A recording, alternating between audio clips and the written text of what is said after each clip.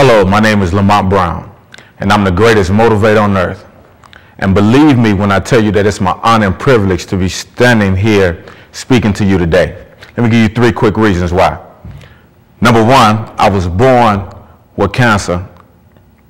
And if you check the record books at Michael Reese Hospital in Chicago, they had me listed as one of the miracle babies in 1973. I survived. Number 2, I was actually arrested over 20 times. Yes, I said over 20 times. I stopped counting at 20. I survived. I'm still here. And number 3, I survived a nearly fatal car accident not too long ago, a few years ago, where my car crashed on 294 Expressway here in the Chicago area, and my leg was broken in over 10 different places. And it took quite a while for the ambulance to get to me because of the time of morning it was. It was about 1-something in the a.m. I survived, and I'm still here.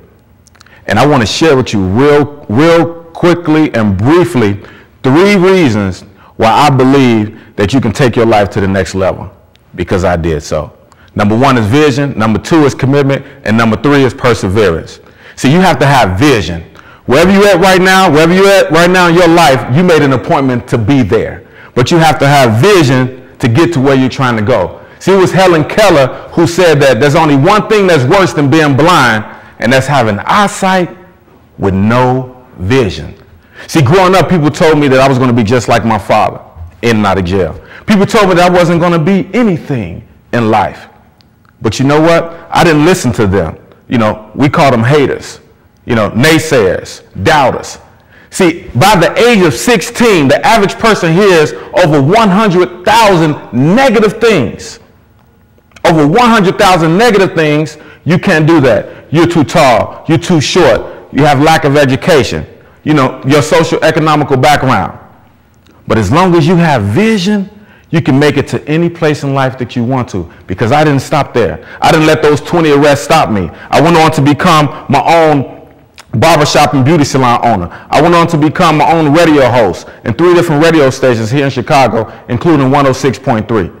I went on to become the host of my own television show, Pursuing the Dream. I went on to author my own book called From the Streets to the Stage. I did not let anything stop me. Then you have to be committed. See, my definition of commitment is doing what you said you was going to do long after the feeling that you said it in has left you. See, oftentimes we make commitments in the midst of excitement and that feeling, that adrenaline rushing through our body, and we make commitments. When it's gone, when life hits you from the blind side, you still have to stay committed to that dream or that goal that you set for yourself. And perseverance. You have to keep going forward. Even when you fall down forward, where you'll be 5 to 6 feet closer to reaching your goal. It's all right to fail. See, success is failure turned inside out.